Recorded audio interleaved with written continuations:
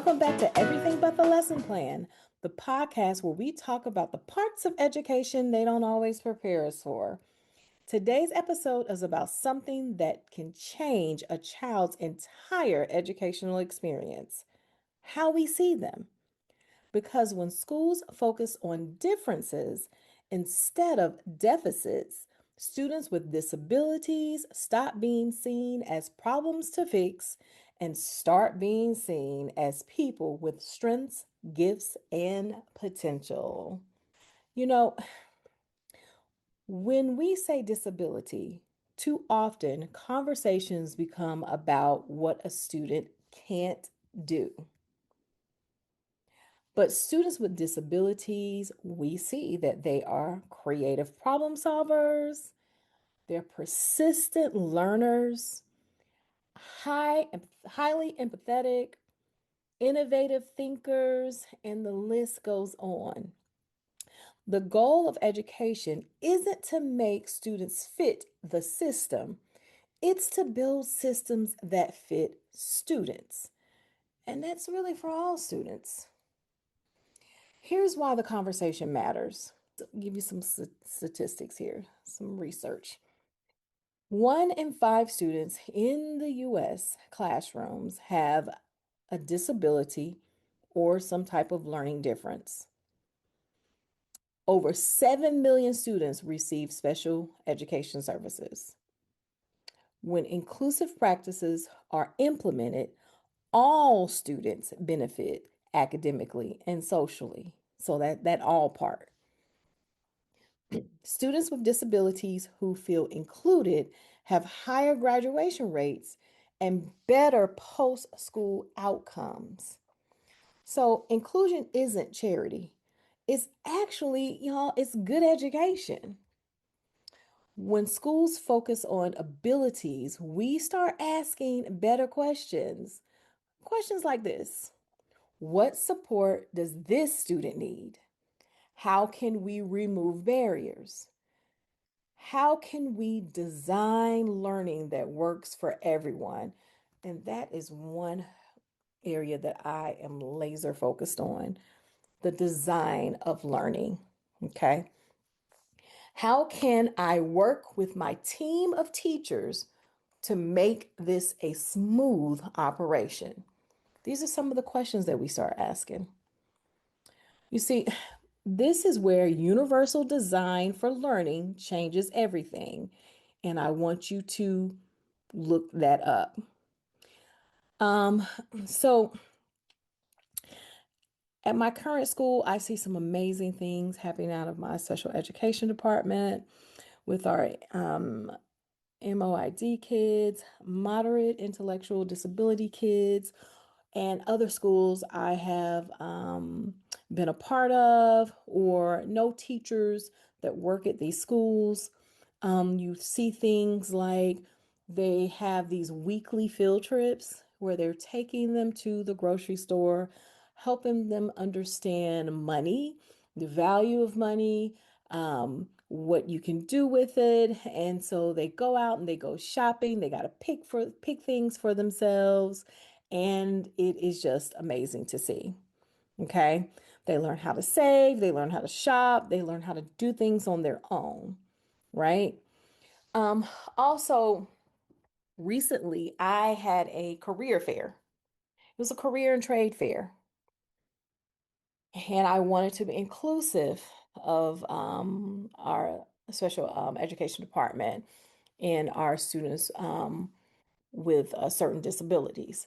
So I was able to find a company, and actually it was my co-partner who helped me with this. She had a friend who worked specifically with students with disabilities and supporting them after graduation. I thought that was the coolest thing for us to include them in the career fair so that every student that attended had representation. Okay. There was opportunities for everyone. And I don't like it when schools, school districts, companies say E for everyone, and they're not really inclusive of everyone. So this fair was truly designed for all of our students. Um, some other things we can think about when supporting our students in special education, students with our disabilities, is new technology, right? My gosh, AI is kicking butt. You got AI powered reading tools that read text aloud and support comprehension. You have the speech to text software for students with writing challenges. You have the augmentative and alternative communication, the AAC devices to give our nonverbal students a voice. VR is the bomb diggity, virtual reality. And this is where it could be for everyone. It's to practice life skills and social scenarios. There's so many VR games out there to help people understand how to live, right? It could be some of the things that we have our kids. What I think about schools who can't afford to send their kids out every week, right? Whereas we, in our district, that's a major focus. And so, with that department I was mentioning earlier, those kids do get to go out pretty much every week to experience some type of life experience outside of the classroom. But I think about all the people that listen to this podcast, you may not have a budget for something like that. And I spoke about this earlier in one of my earlier episodes about how VR is a game changer. I not only think about it for a special education department, but for regular ed as well. When you think about field trips and those type of experiences where you may not be able to afford to take your kids out, but you can bring these experiences to the classroom. So definitely look and see if there's room in the budget to have this type of product. I was an early adopter to the VR experience.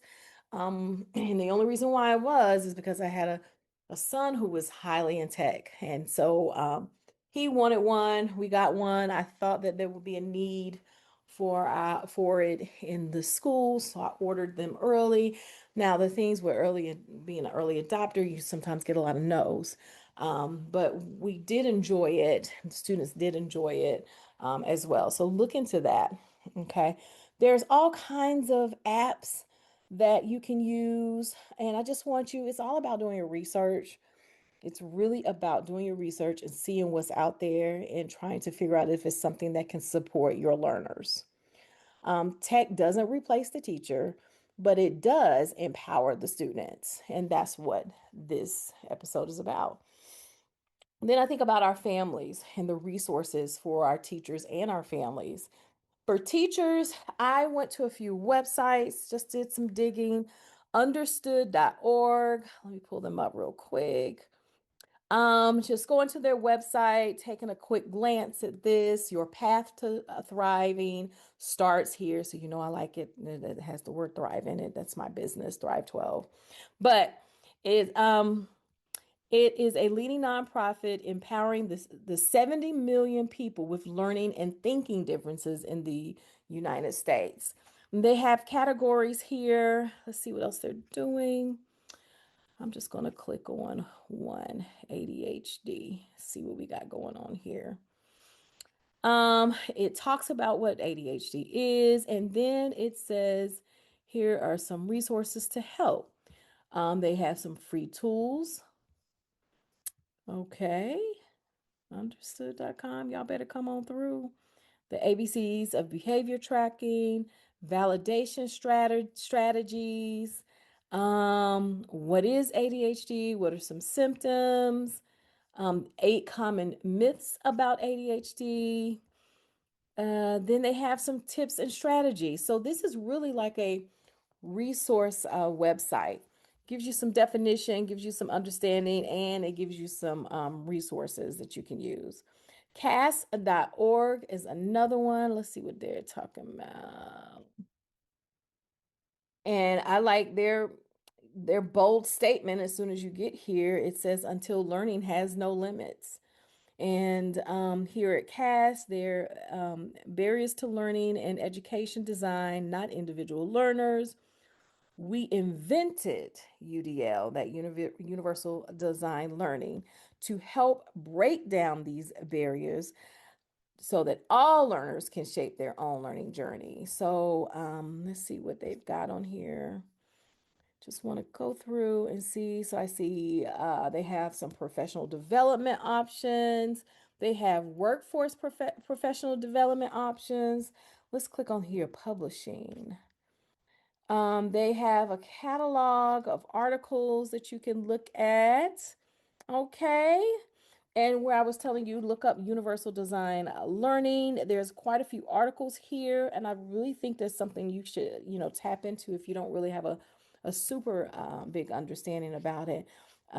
We talked about it in some of my classes at the University of Georgia. I think it's a big game changer if people understand it and use it appropriately. So just take a look at that.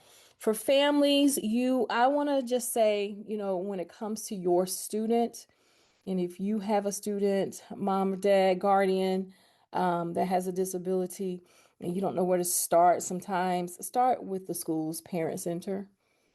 If your school has a parent center, start there. Then find out what information centers are in your community. I also say a very untapped resource in a lot of communities is your local library. Okay. They know a lot and they have a ton of resources and programs online, in person, that you can use. Also, check out Autism Speak, their website, Special Olympics, see what they've got going on. There's a ton of resources. I would just say find a way to organize it, get through your list and see if it's something that can support you and your student. But support is out there. No one has to navigate this alone, is what you got to continue to remember. So, I just think about everything. And um, so I was a career tech teacher, okay, and then became an academy coach. And so I'm kind of outside the classroom now, but I'm always looking for developing experiences for our students. And I want to say it was last year I paired up with a couple of teachers. I'm gonna give them a shout out right now, Miss Jacobs and Miss Williams, to work with their kids. They had ASD students. They were autism spectrum disorder students. And in December, you always have an hour of code. Okay. And it is initiative. Hour of Code is really a whole school initiative, and it's to support computer science and all the opportunities out there in computer science. So I think it was last year or maybe the year before. I wanted to do something different and just specifically designed our hour code to support our students with disability. And I wanted to make sure that they weren't on the sideline this time around. And so, when I work with the teachers, I didn't ask, we didn't ask, can they do it? We asked, how do we support them in this initiative? Because some people were like, computer science, I don't know. And so with that, I was able to get with those teachers and we were able to sit down way before the event and make some plans around what this would look like for their particular students. I had huge ideas. We had to scale it down to something that was going to be inclusive for them and and that they could actually complete. And so by the time I worked with the teachers, ordered the supplies, we had an hour of code ready to go in December. And it was a phenomenal event. During this event, we were able to invite the parents to come out and learn coding with their student. We had community members, some of our teachers and partners within the school came and supported the event.